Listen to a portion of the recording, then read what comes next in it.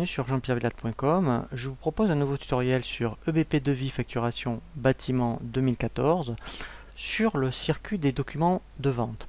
Nous verrons comment créer un devis, le transférer en facture, mais également toutes les options proposées lorsque vous êtes sur un devis ou une facture par rapport justement à lorsque vous appelez des ouvrages, et bien si on veut visualiser l'ensemble de l'ouvrage ou juste le global et voir toutes les possibilités que vous offre la création d'un devis. Vous avez plusieurs possibilités pour créer un devis. Vous avez ici ce qu'on appelle le volet de navigation, donc ici vous avez le bouton nouveau devis.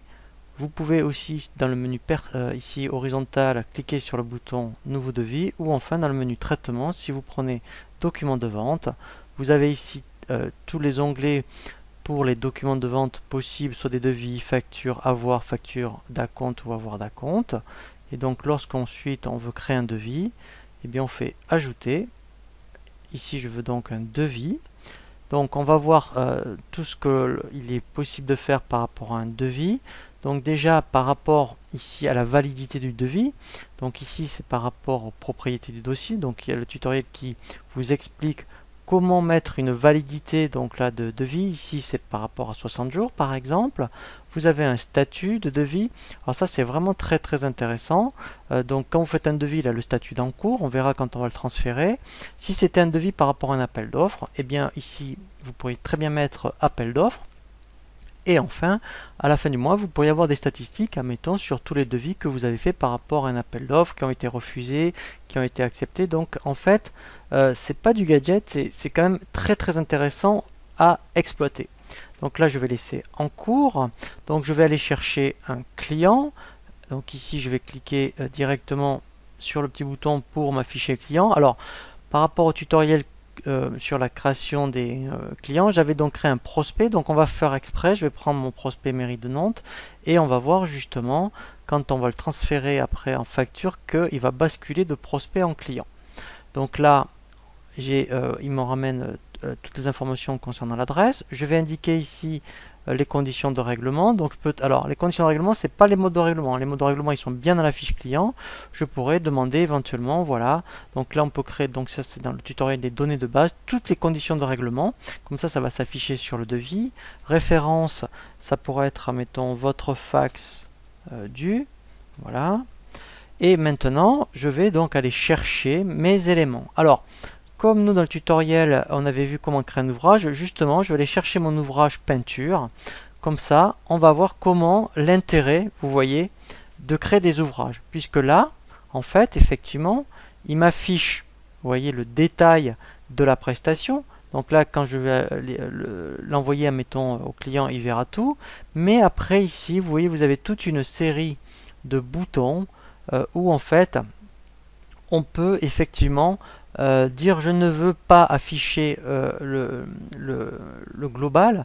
Vous voyez, mettons ici déjà en cliquant sur ces petits boutons, je peux, alors là ce n'est qu'à l'écran, hein, mais là déjà, eh bien, je peux avoir que le global et le détail. Voilà, donc je pourrais cacher le détail aussi ici des ouvrages. Voilà, et voilà, je peux ici le redéplier. Donc là c'est à l'écran. Donc après je peux m'appeler une petite calculatrice. Donc là c'est pour saisir à la ligne. Là c'est pour éventuellement, voilà, dans tout ce qui est ligne dans l'ouvrage. Voilà, donc je pourrais rajouter une ligne. Alors vous voyez, mettons, ça serait plus ici. Voilà, donc là je suis vraiment dans l'ouvrage pour vous voyez tout ce qui est présentation. Donc si je reviens ici, bien dans le, voilà, ici après je pourrais rajouter effectivement voilà, ici pareil, donc une ligne dans l'ouvrage. Si j'aurais besoin dans l'ouvrage de rajouter un article supplémentaire, je clique sur ce petit bouton ligne dans l'ouvrage, et là tout simplement, et bien exceptionnellement pour ce devis, voilà, vous voyez, je rajoute, admettons, voilà, un ouvrage dans un ouvrage, pourquoi pas, voilà. Donc ça c'était pour le petit bouton ligne dans l'ouvrage.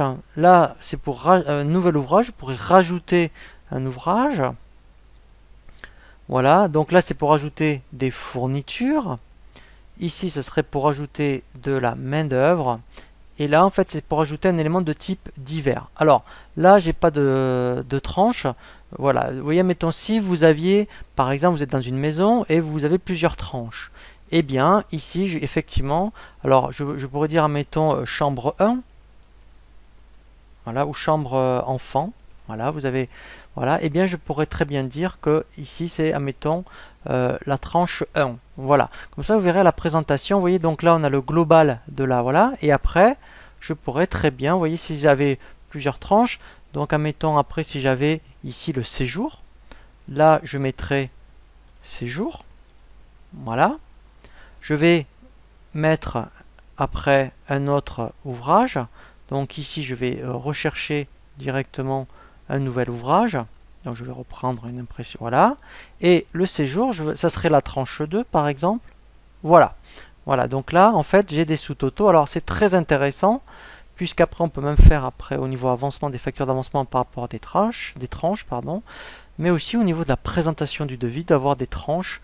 Voilà, on peut faire des tranches, des sous-tranches. Voilà. Donc ça, c'est vraiment très très intéressant. Donc là, on a bien vu tous les petits boutons qui veulent présenter lorsque vous créez un devis.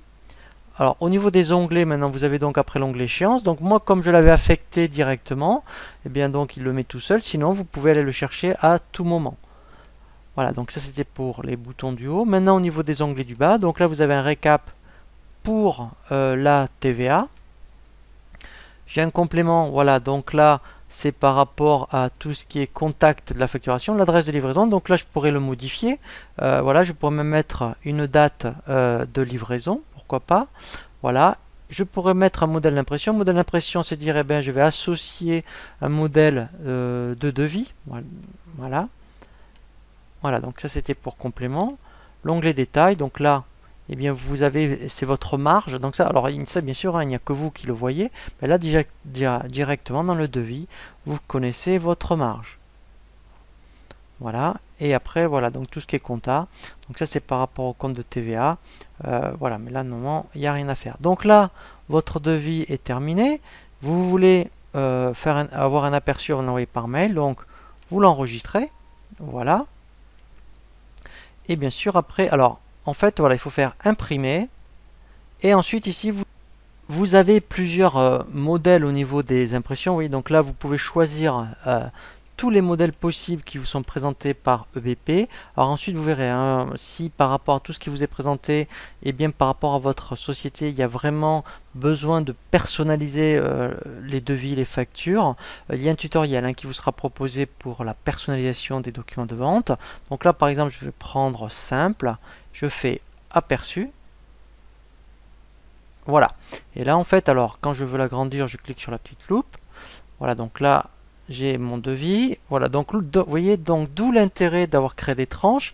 C'est très intéressant parce que vous avez vraiment le sous-total, voyez, par tranche. Voilà, alors après on verra justement ne pas afficher le détail. Hein. On peut prendre des modèles sans détail ouvrage, par exemple. Voilà, donc là, ça me convient.